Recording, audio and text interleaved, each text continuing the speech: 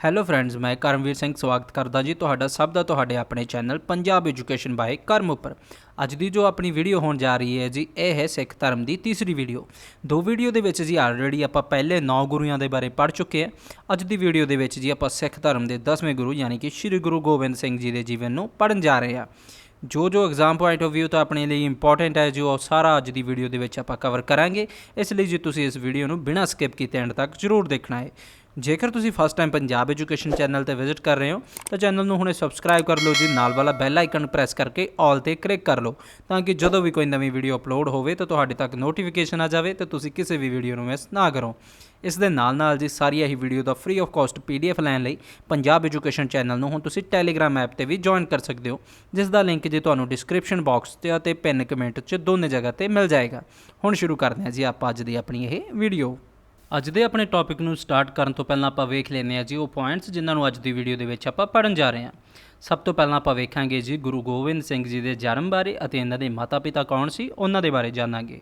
ਇਸ ਤੋਂ ਬਾਅਦ ਆਪਾਂ ਗੱਲ ਕਰਾਂਗੇ ਜੀ ਗੁਰੂ ਗੋਬਿੰਦ ਸਿੰਘ ਜੀ ਦੇ ਫੈਮਿਲੀ ਬਾਰੇ, ਉਹਨਾਂ ਦੇ ਪਰਿਵਾਰਕ ਮੈਂਬਰ ਕੌਣ ਸੀ, ਉਹਨਾਂ ਦੀ ਪਤਨੀ ਕੌਣ ਸੀ, ਉਹਨਾਂ ਦੇ ਕਿੰਨੇ ਬੱਚੇ ਸੀ ਅਤੇ ਉਹਨਾਂ ਦੇ ਕੀ ਨਾਮ ਸੀ। ਇਸ ਤੋਂ ਬਾਅਦ ਆਪਾਂ ਦੇਖਾਂਗੇ ਜੀ ਪੂਰਵ ਖਾਲਸਾ ਕਾਲ ਦੇ ਸਮੇਂ ਨੂੰ, ਜੋ ਕਿ 1675 ਈਸਵੀ 'ਚ ਜਦੋਂ ਗੁਰੂ ਸਾਹਿਬ ਗੱਦੀ ਦੇ ਉੱਤੇ ਬੈਠਦੇ ਨੇ, ਗੁਰਗੱਦੀ ਦੇ ਉੱਤੇ ਬੈਠਦੇ ਨੇ, ਗੁਰੂ ਬਣਦੇ ਨੇ, ਉਸ ਸਮੇਂ ਤੋਂ ਲੈ ਕੇ 1699 ਈਸਵੀ ਤੱਕ ਦਾ ਜੋ ਸਮਾਂ ਹੈ ਇਹ ਪੂਰਵ ਖਾਲਸਾ ਕਾਲ ਦਾ ਸਮਾਂ ਹੈ। ਇਸ ਦੇ ਵਿੱਚ ਕਿਹੜੀਆਂ ਘਟਨਾਵਾਂ ਹੋਈਆਂ, ਗੁਰੂ ਸਾਹਿਬ ਦੇ ਦੁਆਰਾ ਕਿਹੜੇ ਕਾਰਜ ਕੀਤੇ ਗਏ ਆ, ਕਿਹੜੇ ਨਗਰ ਵਸਾਏ ਗਏ ਆ, ਕਿਹੜੀਆਂ ਲੜਾਈਆਂ ਲੜੀਆਂ ਗਈਆਂ, ਇਹ ਸਭ ਕੁਝ ਇਸ ਦੇ ਵਿੱਚ ਆਪਾਂ ਪੜ੍ਹਾਂਗੇ। ਫਿਰ ਆਪਾਂ ਦੇਖਾਂਗੇ ਜੀ ਖਾਲਸਾ ਦੀ ਸਥਾਪਨਾ ਜੋ 1699 ਈਸਵੀ ਦੇ ਵਿੱਚ ਹੋਈ ਸੀ। ਇਸ ਦੀ ਸਥਾਪਨਾ ਵੇਲੇ ਕਿਹੜੀਆਂ ਘਟਨਾਵਾਂ ਹੋਈਆਂ, ਕਿਉਂ ਇਸ ਦੀ ਜ਼ਰੂਰਤ ਪਈ ਅਤੇ ਖਾਲਸਾ ਦੀ ਸਥਾਪਨਾ ਕਰਨ ਦੇ ਨਾਲ ਕੀ ਬਦਲਾਅ ਹੋਏ, ਇਹ ਸਾਰੀਆਂ ਗੱਲਾਂ ਨੂੰ ਜੀ ਅੱਜ ਦੀ ਵੀਡੀਓ ਦੇ ਵਿੱਚ ਆਪਾਂ ਬਹੁਤ ਡਿਟੇਲ ਨਾਲ ਪੜ੍ਹਾਂਗੇ।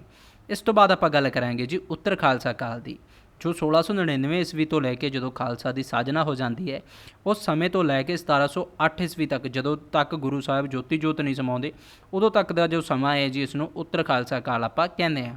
ਅਤੇ ਫਿਰ ਆਪਾਂ ਦੇਖਾਂਗੇ ਜੀ ਬੰਦਾ ਬਹਾਦਰ ਦੇ ਨਾਲ ਜੋ ਗੁਰੂ ਗੋਬਿੰਦ ਸਿੰਘ ਜੀ ਦੀ ਮੁਲਾਕਾਤ ਹੋਈ ਆ, ਅਤੇ ਅੰਤ ਦੇ ਵਿੱਚ ਆਪਾਂ ਪੜ੍ਹਾਂਗੇ ਜੀ ਕਿ ਗੁਰੂ ਗੋਬਿੰਦ ਸਿੰਘ ਜੀ ਕਿਸ ਜਗ੍ਹਾ 'ਤੇ ਕਿਸ ਸਮੇਂ ਜੋਤੀ ਜੋਤ ਸਮਾਉਂਦੇ ਨੇ। ਇਹ ਸਾਰੇ ਪੁਆਇੰਟਸ ਨੂੰ ਜੀ ਆਪਾਂ ਹੁਣ ਇੱਕ ਇੱਕ ਕਰਕੇ ਪੜ੍ਹਦੇ ਹਾਂ।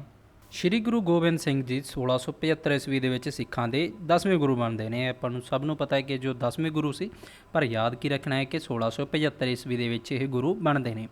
1675 ਈਸਵੀ ਦੇ ਵਿੱਚ ਜੋ ਇਹਨਾਂ ਦੇ ਪਿਤਾ ਸੀ ਜੀ ਗੁਰੂ ਤੇਗ ਬਹਾਦਰ ਜੀ ਦੀ, ਉਹਨਾਂ ਨੂੰ ਸ਼ਹੀਦ ਕਰਵਾ ਦਿੱਤਾ ਜਾਂਦਾ ਹੈ ਇੱਕ ਮੁਗਲ ਸ਼ਾਸਕ ਦੇ ਦੁਆਰਾ। ਉਹ ਮੁਗਲ ਸ਼ਾਸਕ ਦੇ ਬਾਰੇ ਆਪਾਂ ਲਾਸਟ ਵੀਡੀਓ ਦੇ ਵਿੱਚ ਪੜ੍ਹਿਆ ਸੀ, ਤੁਸੀਂ ਉਹ ਕਮੈਂਟਸ ਦੇ ਵਿੱਚ ਜ਼ਰੂਰ ਦੱਸਣਾ ਹੈ ਕਿ ਕਿਸ ਜੋ ਮੁਗਲ ਸ਼ਾਸਕ ਦੇ ਸਮੇਂ ਦੇ ਵਿੱਚ ਜੋ ਗੁਰੂ ਤੇਗ ਬਹਾਦਰ ਜੀ ਨੇ, ਜੋ ਸਿੱਖਾਂ ਦੇ 9ਵੇਂ ਗੁਰੂ ਸੀ, ਉਹਨਾਂ ਨੂੰ ਸ਼ਹੀਦ ਕੀਤਾ ਗਿਆ ਸੀ ਅਤੇ ਕਿੱਥੇ ਕੀਤਾ ਗਿਆ ਸੀ। ਹੁਣ ਆਪਾਂ ਆ ਜਾਂਦੇ ਜੀ ਆਪਣੇ ਪੁਆਇੰਟ 'ਤੇ। ਜੋ ਗੁਰੂ ਗੋਬਿੰਦ ਸਿੰਘ ਜੀ ਹੈ ਜੀ, ਇਹਨਾਂ ਦਾ ਜਨਮ ਹੋਇਆ 22 ਦਸੰਬਰ 1666 ਈਸਵੀ ਨੂੰ, ਅਤੇ ਇਹ ਹੋਇਆ ਜੀ ਪਟਨਾ ਸਾਹਿਬ ਵਿਖੇ, ਜੋ ਪਟਨਾ ਬਿਹਾਰ ਦੇ ਵਿੱਚ ਹੈ ਜੀ। ਉੱਥੇ ਗੁਰੂ ਗੋਬਿੰਦ ਸਿੰਘ ਜੀ ਦਾ ਜਨਮ ਹੋਇਆ ਸੀ 1666 ਈਸਵੀ ਦੇ ਵਿੱਚ। ਅਤੇ ਗੁਰੂ ਗੋਬਿੰਦ ਸਿੰਘ ਜੀ ਦੇ ਜੋ ਮਾਤਾ ਸੀ ਉਹਨਾਂ ਦਾ ਨਾਮ ਹੈ ਜੀ ਮਾਤਾ ਗੁਜਰੀ ਜੀ, ਅਤੇ ਉਹਨਾਂ ਦੇ ਪਿਤਾ ਦਾ ਨਾਮ ਹੈ ਸ਼੍ਰੀ ਗੁਰੂ ਤੇਗ ਬਹਾਦਰ ਜੀ। ਜੋ ਗੁਰੂ ਗੋਬਿੰਦ ਸਿੰਘ ਜੀ ਹੈ ਜੀ, ਇਹਨਾਂ ਦਾ ਬਚਪਨ ਦਾ ਨਾਮ ਸੀ ਗੋਬਿੰਦ ਰਾਏ।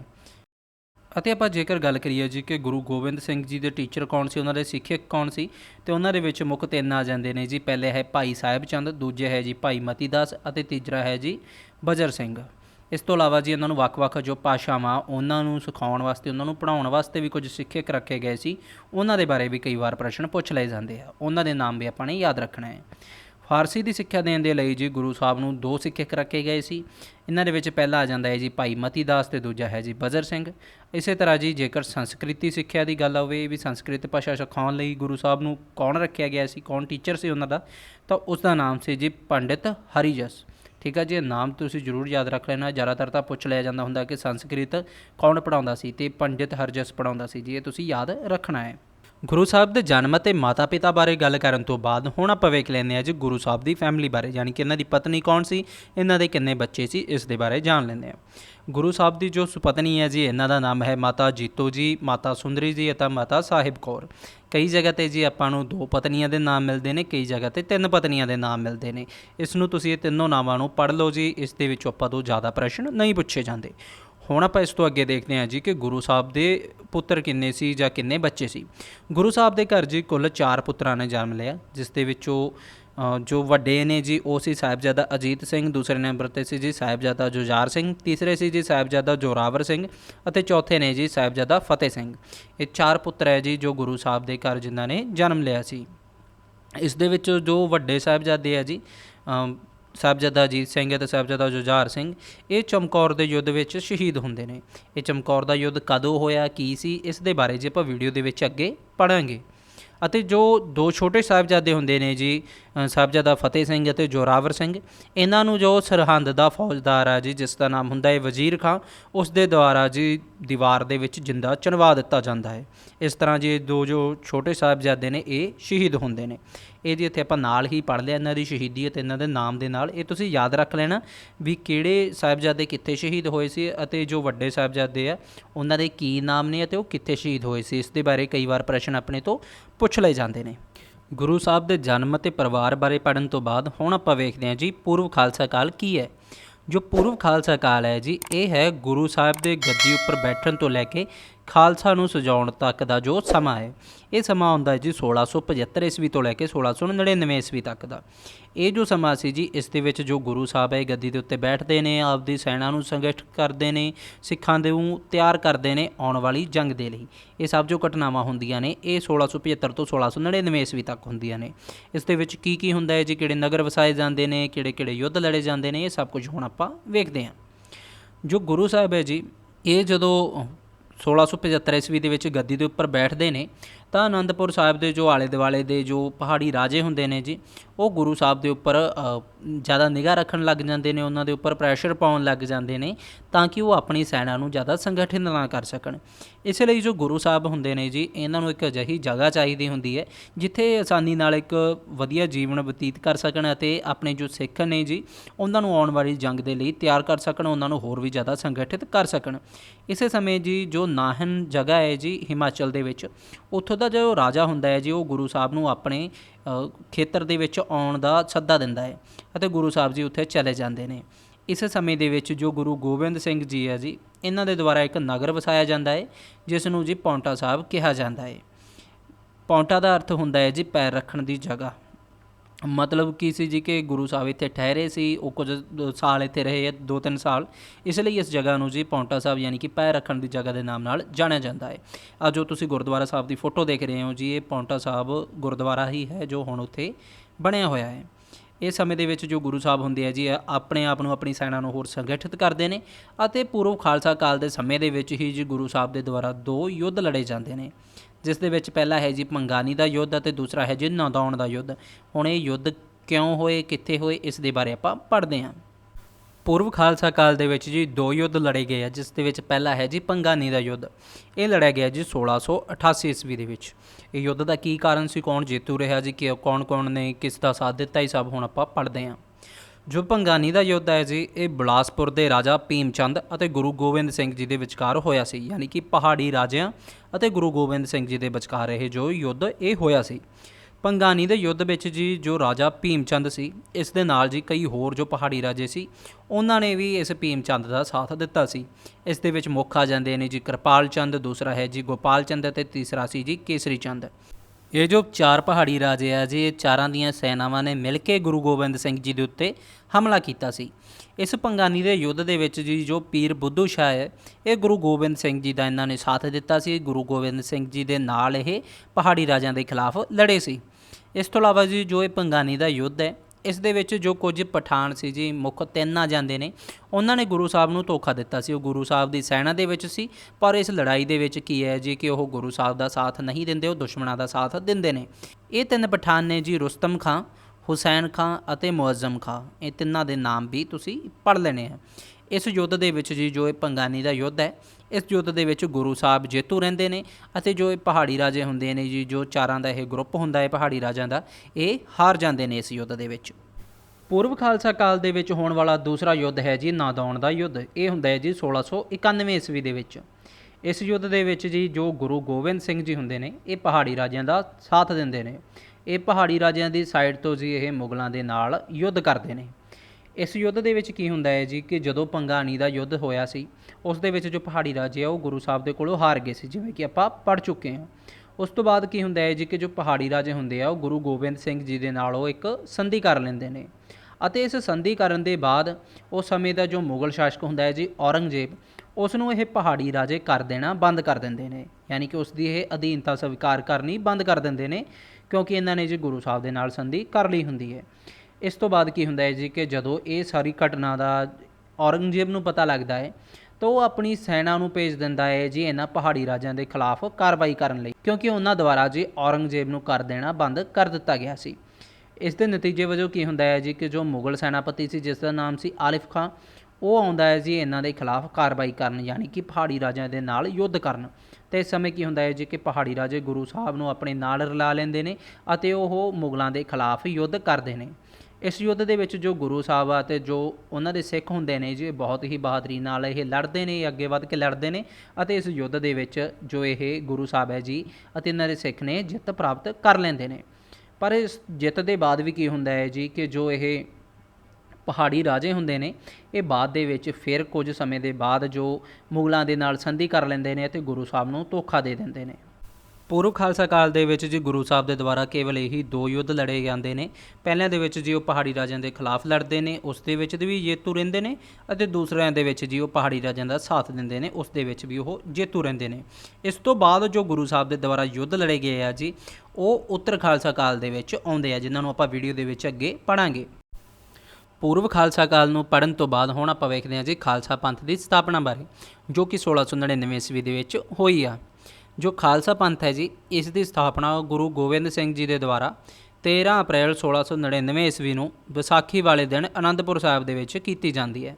ਇਹ ਪੂਰੀ ਡੇਟ ਨੂੰ, ਇਸ ਸਥਾਨ ਨੂੰ ਅਤੇ ਇਸ ਦਿਨ ਨੂੰ, ਯਾਨੀ ਕਿ ਵਿਸਾਖੀ ਵਾਲੇ ਦਿਨ ਨੂੰ ਜ਼ਰੂਰ ਯਾਦ ਰੱਖਣਾ ਹੈ। ਕਈ ਵਾਰੀ ਜੀ ਇਸ ਦੇ ਵਿੱਚੋਂ ਆਪਣੇ ਤੋਂ ਪ੍ਰਸ਼ਨ ਪੁੱਛ ਲਏ ਜਾਂਦੇ ਆ। ਜੋ ਖਾਲਸਾ ਹੁੰਦਾ ਹੈ ਜੀ ਸ਼ਬਦ, ਇਸ ਦਾ ਸ਼ਾਬਦਿਕ ਅਰਥ ਹੈ ਸ਼ੁੱਧ, ਯਾਨੀ ਕਿ ਪਿਓਰ। ਇੱਥੇ ਕੀ ਹੁੰਦਾ ਹੈ ਜੀ ਕਿ ਅਨੰਦਪੁਰ ਸਾਹਿਬ ਦੇ ਵਿੱਚ ਗੁਰੂ ਗੋਬਿੰਦ ਸਿੰਘ ਜੀ ਦੇ ਦੁਆਰਾ 5 ਵਿਅਕਤੀ ਜੋ ਧਰਮ ਦੇ ਲਈ ਬਲੀਦਾਨ ਦੇਣ ਲਈ ਤਿਆਰ ਹੋਣ, ਉਹਨਾਂ ਦੀ ਮੰਗ ਕੀਤੀ ਜਾਂਦੀ ਹੈ ਅਤੇ ਜੋ ਇਹ 5 ਵਿਅਕਤੀ ਜੀ ਤਿਆਰ ਹੁੰਦੇ ਨੇ ਉਹਨਾਂ ਨੂੰ 5 ਪਿਆਰਿਆਂ ਦੀ ਉਪਾਧੀ ਦਿੱਤੀ ਜਾਂਦੀ ਹੈ। ਇੱਥੇ ਆਪਾਂ ਗੱਲ ਕਰ ਲੈਂਦੇ ਹਾਂ ਜੀ ਕਿ ਇਹ ਸਾਰੀ ਘਟਨਾ ਇਹ ਕਿਵੇਂ ਹੁੰਦੀ ਹੈ। ਜਦੋਂ ਅਨੰਦਪੁਰ ਸਾਹਿਬ ਦੇ ਵਿੱਚ ਜੀ ਵਿਸਾਖੀ ਵਾਲਾ ਦਿਨ ਹੁੰਦਾ ਹੈ ਤਾਂ ਉੱਥੇ ਬਹੁਤ ਹੀ ਵੱਡੀ ਭੀੜ ਜੁੜੀ ਹੋਈ ਹੁੰਦੀ ਹੈ ਜੀ ਇਸ ਦਿਨ ਨੂੰ ਮਨਾਉਣ ਲਈ ਅਤੇ ਗੁਰੂ ਸਾਹਿਬ ਦੇ ਦਰਸ਼ਨ ਕਰਨ ਲਈ। ਇੱਥੇ ਕੀ ਹੁੰਦਾ ਹੈ ਜੀ ਕਿ ਜਦੋਂ ਸ਼੍ਰੀ ਗੁਰੂ ਗੋਬਿੰਦ ਸਿੰਘ ਜੀ ਸਟੇਜ ਦੇ ਉੱਤੇ ਆਉਂਦੇ ਨੇ ਅਤੇ ਉਹ ਇਸ ਭੀੜ ਨੂੰ ਸੰਬੋਧਿਤ ਕਰਦੇ ਹੋਏ ਕਹਿੰਦੇ ਨੇ ਕਿ ਮੈਨੂੰ 5 ਸਿਰਾਂ ਦੀ ਲੋੜ ਹੈ ਜੋ ਧਰਮ ਦੇ ਲਈ ਆਪਣੀ ਜਾਨ ਦੇ ਸਕਣ, ਆਪਣਾ ਬਲੀਦਾਨ ਦੇ ਸਕਣ। ਤਾਂ ਵਾਰੀ ਨਾਲ ਜੀ 5 ਜੋ ਵਿਅਕਤੀ ਆ ਉਹ ਖੜੇ ਹੁੰਦੇ ਨੇ।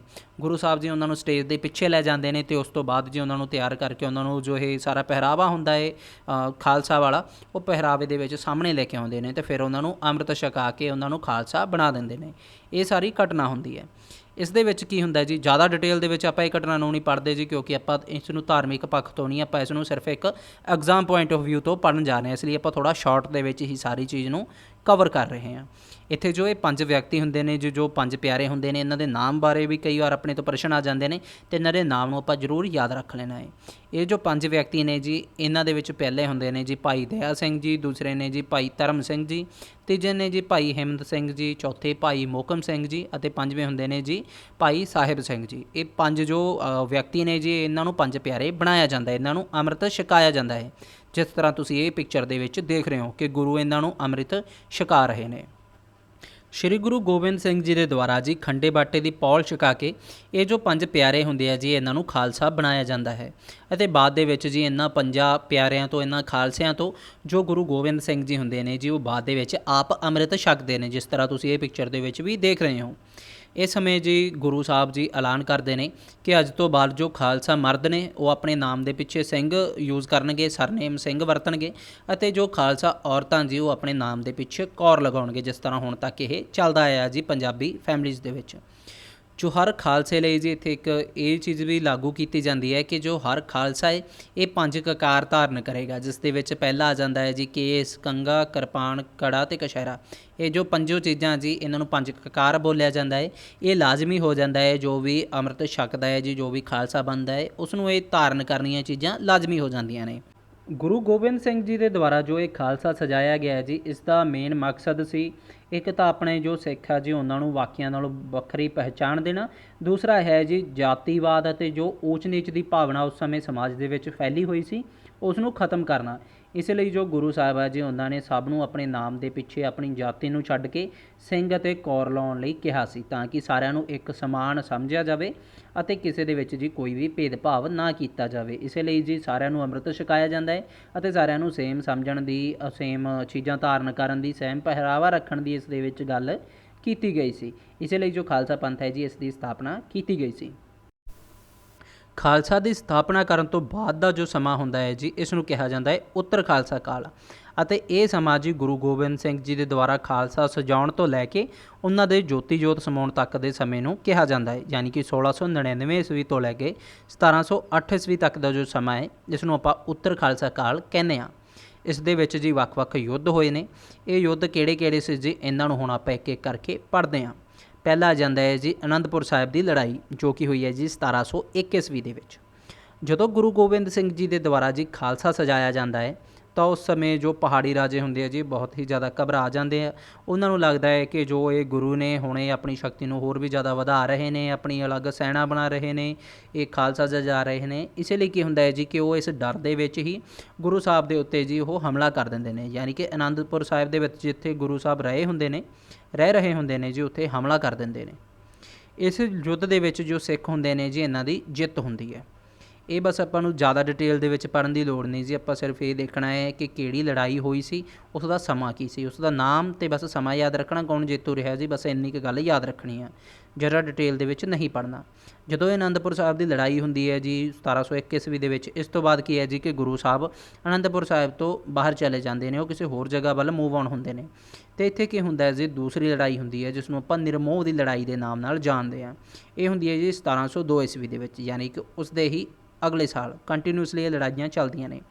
ਇਸ ਲੜਾਈ ਦੇ ਵਿੱਚ ਵੀ ਕੀ ਹੁੰਦਾ ਹੈ ਜੀ ਕਿ ਜੋ ਪਹਾੜੀ ਰਾਜੇ ਨੇ ਉਹ ਫੇਰ ਤੋਂ ਗੁਰੂ ਸਾਹਿਬ 'ਤੇ ਹਮਲਾ ਕਰਦੇ ਨੇ ਅਤੇ ਉਹ ਦੁਬਾਰਾ ਤੋਂ ਫੇਰ ਗੁਰੂ ਸਾਹਿਬ ਦੇ ਕੋਲੋਂ ਹਾਰ ਜਾਂਦੇ ਨੇ। ਇਸ ਤੋਂ ਬਾਅਦ ਜੋ ਤੀਸਰੀ ਲੜਾਈ ਹੁੰਦੀ ਹੈ ਉਹ ਹੈ ਜੀ ਬਸੌਲੀ ਦੀ ਲੜਾਈ।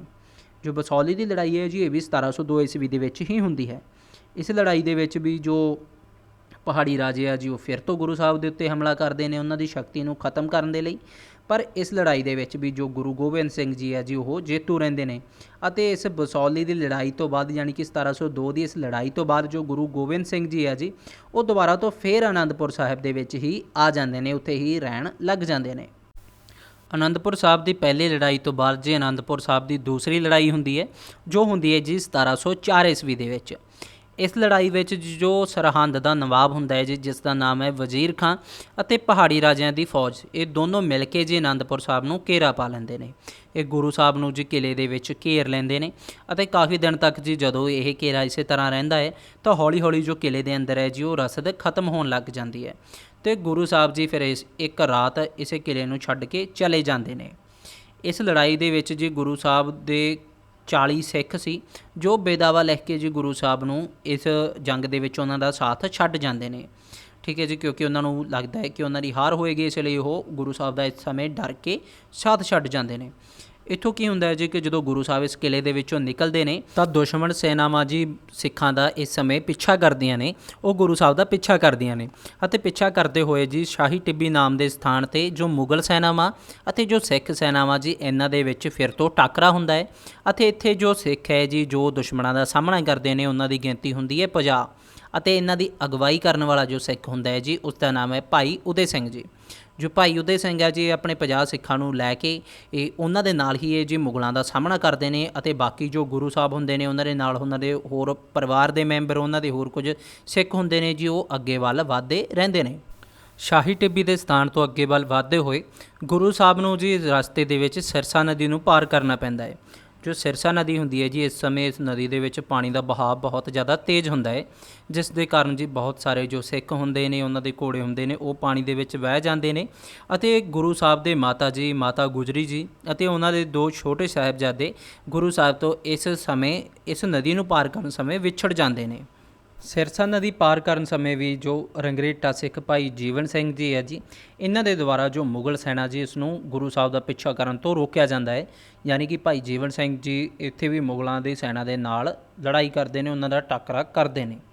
ਇਸ ਤੋਂ ਬਾਅਦ ਕੀ ਹੁੰਦਾ ਹੈ ਜੀ ਕਿ ਜਦੋਂ ਜੋ ਗੁਰੂ ਸਾਹਿਬ ਆ ਉਹਨਾਂ ਦੇ 2 ਛੋਟੇ ਸਾਹਿਬਜ਼ਾਦੇ ਅਤੇ ਉਹਨਾਂ ਦੀ ਮਾਤਾ ਜੀ ਜੋ ਕਿ ਇਹ ਸਰਸਾ ਨਦੀ ਨੂੰ ਪਾਰ ਕਰਨ ਸਮੇਂ ਜੀ ਉਹਨਾਂ ਤੋਂ ਵਿਛੜ ਜਾਂਦੇ ਨੇ, ਇਹਨਾਂ ਨੂੰ ਬਾਅਦ ਦੇ ਵਿੱਚ ਜੋ ਸਰਹੰਦ ਦਾ ਨਵਾਬ ਹੈ ਜੀ ਜਿਸ ਦਾ ਨਾਮ ਹੈ ਵਜ਼ੀਰ ਖਾਂ, ਉਹਨਾਂ ਦੇ ਦੁਆਰਾ ਜੀ ਇਹ ਦੋਨੋਂ ਛੋਟੇ ਸਾਹਿਬਜ਼ਾਦਿਆਂ ਨੂੰ ਕੰਧ ਦੇ ਵਿੱਚ ਜਿੰਦਾ ਚਿਣਵਾ ਦਿੱਤਾ ਜਾਂਦਾ ਹੈ। ਇਸ ਤਰ੍ਹਾਂ ਜੋ ਗੁਰੂ ਸਾਹਿਬ ਜੀ ਇਹਨਾਂ ਦੇ ਦੋ ਛੋਟੇ ਸਾਹਿਬਜ਼ਾਦੇ ਨੇ ਇਹ ਸ਼ਹੀਦ ਹੋ ਜਾਂਦੇ ਨੇ। ਅਨੰਦਪੁਰ ਸਾਹਿਬ ਦੀ ਦੂਜੀ ਲੜਾਈ ਤੋਂ ਬਾਅਦ ਜੋ ਅਗਲੀ ਲੜਾਈ ਆ ਜਾਂਦੀ ਹੈ ਇਹ ਹੈ ਜੀ ਚਮਕੌਰ ਸਾਹਿਬ ਦੀ ਲੜਾਈ। ਜਦੋਂ ਗੁਰੂ ਸਾਹਿਬ ਜੀ ਸਿਰਸਾ ਨਦੀ ਨੂੰ ਪਾਰ ਕਰ ਲੈਂਦੇ ਨੇ ਤਾਂ ਇਸ ਤੋਂ ਬਾਅਦ ਜੀ ਉਹ ਅੱਗੇ ਵਧਦੇ ਹੋਏ ਚਮਕੌਰ ਸਾਹਿਬ ਦੀ ਗੜੀ ਦੇ ਵਿੱਚ ਪਹੁੰਚ ਜਾਂਦੇ ਨੇ। ਇੱਥੇ ਜੀ ਕੇਵਲ ਗੁਰੂ ਸਾਹਿਬ ਦੇ ਨਾਲ 40 ਸਿੱਖ ਹੀ ਹੁੰਦੇ ਨੇ ਅਤੇ ਇਹ 40 ਸਿੱਖ ਮਿਲ ਕੇ ਜੀ ਜੋ ਵਿਸ਼ਾਲ ਮੁਗਲ ਸੈਨਾ ਉਹਨਾਂ ਦਾ ਪਿੱਛਾ ਕਰ ਰਹੀ ਹੁੰਦੀ ਹੈ, ਜੋ ਆ ਕੇ ਇਸ ਗੜੀ ਨੂੰ ਘੇਰ ਲੈਂਦੀ, ਉਹਨਾਂ ਦਾ ਇਹ ਸਾਹਮਣਾ ਕਰਦੇ ਨੇ। ਇਸ ਲੜਾਈ ਦੇ ਵਿੱਚ ਜੋ ਗੁਰੂ ਸਾਹਿਬ ਦੇ ਦੋ ਵੱਡੇ ਸਾਹਿਬਜ਼ਾਦੇ ਨੇ ਬਾਬਾ ਅਜੀਤ ਸਿੰਘ ਅਤੇ ਬਾਬਾ ਜੁਝਾਰ ਸਿੰਘ, ਉਹ ਇਸ ਲੜਾਈ ਦੇ ਵਿੱਚ ਜੀ ਹਿੱਸਾ ਲੈਂਦੇ ਨੇ। ਅਤੇ ਇਹਨਾਂ ਤੋਂ ਇਲਾਵਾ ਜੋ 3 ਪਿਆਰੇ ਹੁੰਦੇ ਨੇ ਜੀ, ਜੋ ਫਸਟ 5 ਪਿਆਰੇ ਬਣਾਏ ਗਏ ਸੀ, ਉਹਨਾਂ ਦੇ ਵਿੱਚੋਂ 3 ਪਿਆਰੇ ਅਤੇ ਗੁਰੂ ਸਾਹਿਬ ਦੇ ਇਹ ਦੋ ਜੋ ਵੱਡੇ ਸਾਹਿਬਜ਼ਾਦੇ ਅਜੀਤ ਸਿੰਘ ਅਤੇ ਜੁਝਾਰ ਸਿੰਘ, ਇਹ ਤਿੰਨੇ ਜੀ ਇਸ ਚਮਕੌਰ ਸਾਹਿਬ ਦੀ ਲੜਾਈ ਦੇ ਵਿੱਚ ਲੜਦੇ ਹੋਏ ਸ਼ਹੀਦ ਹੋ ਜਾਂਦੇ ਨੇ। ਜਦੋਂ ਜਿੱਤ ਦੀ ਕੋਈ ਵੀ ਉਮੀਦ ਨਹੀਂ ਰਹਿੰਦੀ ਤਾਂ ਜੀ ਗੁਰੂ ਸਾਹਿਬ ਹੁੰਦੇ ਨੇ ਜੋ ਸ਼੍ਰੀ ਗੁਰੂ ਗੋਬਿੰਦ ਸਿੰਘ ਜੀ ਹੁੰਦੇ ਨੇ, ਉਹ ਆਪਣੇ ਕੁਝ ਕੁ ਸਾਥੀਆਂ ਦੇ ਨਾਲ ਜੀ ਇਸ ਗੜੀ ਨੂੰ ਛੱਡ ਕੇ ਅੱਗੇ ਚਲੇ ਜਾਂਦੇ ਨੇ। ਅਤੇ ਇਸ ਤੋਂ ਬਾਅਦ ਕੀ ਹੁੰਦਾ ਹੈ ਜੀ ਕਿ ਉਹ ਮਾਛੀਵਾੜੇ ਦੇ ਜੰਗਲਾਂ ਦੇ ਵਿੱਚੋਂ ਲੰਘਦੇ ਹੋਏ ਦੀਨਾ ਕਾਂਗੜ ਨਾਮ ਦੇ ਸਥਾਨ 'ਤੇ ਪਹੁੰਚਦੇ ਨੇ। ਅਤੇ ਇਸ ਦੀਨਾ ਕਾਂਗੜ ਨਾਮ ਦੇ ਸਥਾਨ ਤੋਂ ਜੋ ਗੁਰੂ ਸਾਹਿਬ ਆ ਜੀ ਇਹਨਾਂ ਦੇ ਦੁਆਰਾ ਇੱਕ ਖੱਤ ਲਿਖਿਆ ਜਾਂਦਾ ਹੈ, ਜਿਸ ਨੂੰ ਆਪਾਂ ਜਫਰਨਾਮਾ ਕਹਿੰਦੇ ਹਾਂ। ਇਹ ਜਫਰਨਾਮਾ ਜੋ ਖੱਤ ਹੈ ਜੀ ਇਹ ਗੁਰੂ ਸਾਹਿਬ ਲਿਖਦੇ ਨੇ ਔਰੰਗਜ਼ੇਬ ਨੂੰ।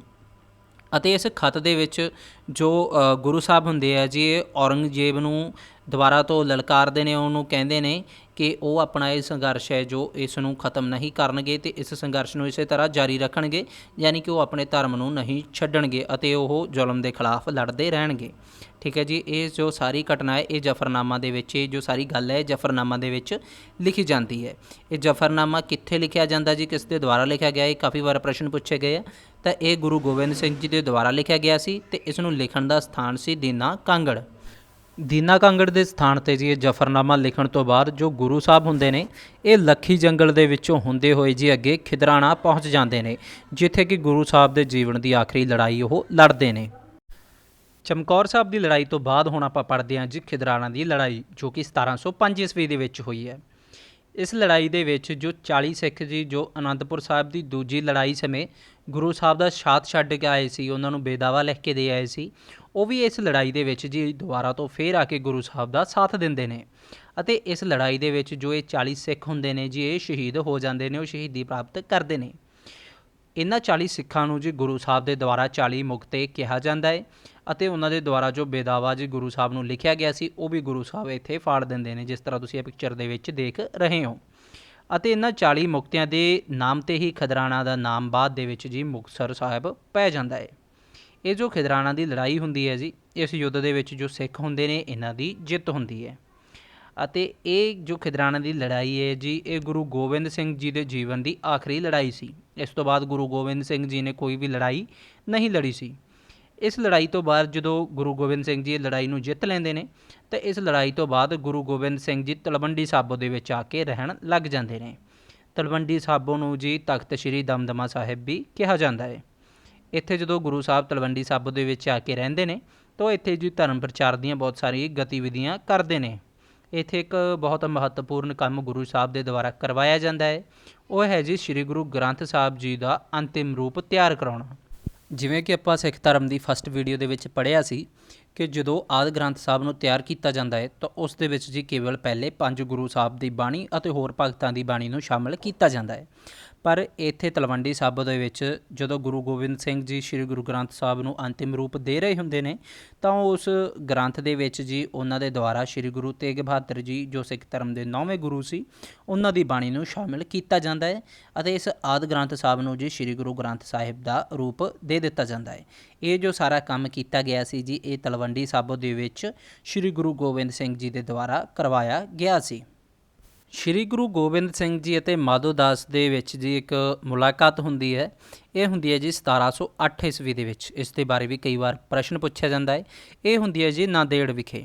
ਇਹ ਜੋ ਮਾਧੋ ਦਾਸ ਹੈ ਜੀ, ਇਹ ਬਾਅਦ ਦੇ ਵਿੱਚ ਜਾ ਕੇ ਬੰਦਾ ਸਿੰਘ ਬਹਾਦਰ ਦੇ ਨਾਮ ਨਾਲ ਪ੍ਰਸਿੱਧ ਹੁੰਦਾ ਹੈ। ਇਹ ਜਦੋਂ ਮੁਲਾਕਾਤ ਜੀ ਗੁਰੂ ਗੋਬਿੰਦ ਸਿੰਘ ਅਤੇ ਮਾਧੋ ਦਾਸ ਦੀ ਹੁੰਦੀ ਹੈ, ਇਸ ਤੋਂ ਬਾਅਦ ਜੋ ਮਾਧੋ ਦਾਸ ਹੈ ਜੀ, ਇਹ ਗੁਰੂ ਦਾ ਸਿੱਖ ਬਣ ਜਾਂਦਾ ਹੈ ਅਤੇ ਇਸ ਦੇ ਬਾਅਦ ਹੀ ਇਸ ਦਾ ਨਾਮ ਜੀ ਗੁਰੂ ਗੋਬਿੰਦ ਸਿੰਘ ਜੀ ਦੇ ਦੁਆਰਾ ਬੰਦਾ ਬਹਾਦਰ ਰੱਖਿਆ ਜਾਂਦਾ ਹੈ। ਜਿਸ ਤਰ੍ਹਾਂ ਤੁਸੀਂ ਫੋਟੋ ਦੇ ਵਿੱਚ ਦੇਖ ਰਹੇ ਹੋ ਜੀ ਕਿ ਪਹਿਲਾਂ ਜੋ ਮਾਧੋ ਦਾਸ ਹੁੰਦਾ ਹੈ ਇੱਕ ਸਾਧੂ ਹੁੰਦਾ ਹੈ, ਫਿਰ ਉਹ ਗੁਰੂ ਸਾਹਿਬ ਨੂੰ ਮਿਲਦਾ ਹੈ, ਤਾਂ ਉਸ ਤੋਂ ਬਾਅਦ ਹੀ ਉਹ ਬੰਦਾ ਬਹਾਦਰ ਦੇ ਨਾਮ ਨਾਲ ਜਾਣਿਆ ਜਾਂਦਾ ਹੈ। ਇਸ ਮੁਲਾਕਾਤ ਤੋਂ ਬਾਅਦ ਜੀ 1708 ਈਸਵੀ ਦੇ ਵਿੱਚ ਹੀ ਇੱਕ ਪਠਾਨ ਦੇ ਦੁਆਰਾ ਗੁਰੂ ਗੋਬਿੰਦ ਸਿੰਘ ਜੀ ਨੂੰ ਜੀ ਛੁਰੇ ਦੇ ਨਾਲ ਜ਼ਖਮੀ ਕਰ ਦਿੱਤਾ ਜਾਂਦਾ ਹੈ, ਉਹਨਾਂ 'ਤੇ ਹਮਲਾ ਕੀਤਾ ਜਾਂਦਾ ਹੈ ਅਤੇ ਇਸ ਜ਼ਖਮ ਦੇ ਕਾਰਨ ਹੀ ਜੋ ਗੁਰੂ ਸਾਹਿਬ ਹੈ ਜੀ, ਉਹਨਾਂ ਦੀ ਕੁਝ ਦਿਨਾਂ ਦੇ ਬਾਅਦ ਉਹ ਜੋਤੀ ਜੋਤ ਸਮਾ ਜਾਂਦੇ ਨੇ। ਜਿਸ ਤਰ੍ਹਾਂ ਆਪਾਂ ਦੇਖਿਆ ਸੀ ਕਿ ਹਰ ਜੋ ਸਿੱਖ ਗੁਰੂ ਸੀ ਪਹਿਲੇ ਗੁਰੂ ਸਾਹਿਬ ਤੋਂ ਲੈ ਕੇ, ਉਹਨਾਂ ਨੇ ਜੀ ਆਪਣੇ ਜੋਤੀ ਜੋਤ ਸਮਾਉਣ ਤੋਂ ਪਹਿਲਾਂ ਅੱਗੇ ਕਿਸੇ ਵਿਅਕਤੀ ਨੂੰ ਅਗਲਾ ਗੁਰੂ ਬਣਾਇਆ ਸੀ। ਇਸੇ ਤਰ੍ਹਾਂ ਆਪਾਂ ਵੇਖਦੇ ਹਾਂ ਜੀ ਕਿ ਜਦੋਂ ਸ਼੍ਰੀ ਗੁਰੂ ਗੋਬਿੰਦ ਸਿੰਘ ਜੀ ਜੋਤੀ ਜੋਤ ਸਮਾਉਂਦੇ ਨੇ ਤਾਂ ਉਸ ਤੋਂ ਪਹਿਲਾਂ ਜੀ ਉਹ ਆਪਣਾ ਉੱਤਰਾਧਿਕਾਰੀ ਕਿਸੇ ਵਿਅਕਤੀ ਨੂੰ ਚੁਣਨ ਦੀ ਜਗ੍ਹਾ ਉਹ ਸ਼੍ਰੀ ਗੁਰੂ ਗ੍ਰੰਥ ਸਾਹਿਬ ਨੂੰ ਜੀ, ਜਿਸ ਦੇ ਵਿੱਚ ਸਾਰੇ ਗੁਰੂ ਸਾਹਿਬ ਦੀ ਬਾਣੀ ਦਰਜ ਹੁੰਦੀ ਹੈ, ਬਹੁਤ ਸਾਰੇ ਭਗਤਾਂ ਦੀ ਬਾਣੀ ਦਰਜ ਹੁੰਦੀ ਹੈ, ਉਸ ਨੂੰ ਜੀ ਉਹ ਸਿੱਖ ਧਰਮ ਦਾ ਅਗਲਾ ਗੁਰੂ ਬਣਾ ਦਿੰਦੇ ਨੇ। ਯਾਨੀ ਕਿ ਆਪਾਂ ਕਹਿ ਸਕਦੇ ਹਾਂ ਕਿ ਸਿੱਖ ਧਰਮ ਦਾ ਜੋ 11ਵਾਂ ਗੁਰੂ ਆ ਜੀ, ਉਹ ਸ਼੍ਰੀ ਗੁਰੂ ਗ੍ਰੰਥ ਸਾਹਿਬ ਨੂੰ ਚੁਣਿਆ ਜਾਂਦਾ ਹੈ। ਸ਼੍ਰੀ ਗੁਰੂ ਗੋਬਿੰਦ ਸਿੰਘ ਜੀ ਦੇ ਦੁਆਰਾ ਜੀ ਆਪਣੀ ਸਵੈ ਜੀਵਨੀ ਲਿਖੀ ਗਈ ਸੀ, ਜਿਸ ਨੂੰ ਬਚਿੱਤਰ ਨਾਟਕ ਦੇ ਨਾਮ ਨਾਲ ਜਾਣਿਆ ਜਾਂਦਾ ਹੈ। ਇਹ ਕਈ ਵਾਰ ਪੁੱਛਿਆ ਜਾਂਦਾ ਹੈ ਕਿ ਗੁਰੂ ਗੋਬਿੰਦ ਸਿੰਘ ਜੀ ਨੇ ਆਪਣੀ ਜੋ ਸਵੈ ਜੀਵਨੀ ਲਿਖੀ ਸੀ ਉਸ ਦਾ ਕੀ ਨਾਮ ਸੀ, ਤਾਂ ਇਹ ਹੈ ਜੀ ਬਚਿੱਤਰ ਨਾਟਕ। ਇੱਥੇ ਹੀ ਆਪਣਾ ਜੋ ਅੱਜ ਦਾ ਇਹ ਟੌਪਿਕ ਹੈ ਜੀ, ਇਹ ਸਮਾਪਤ ਹੁੰਦਾ ਹੈ।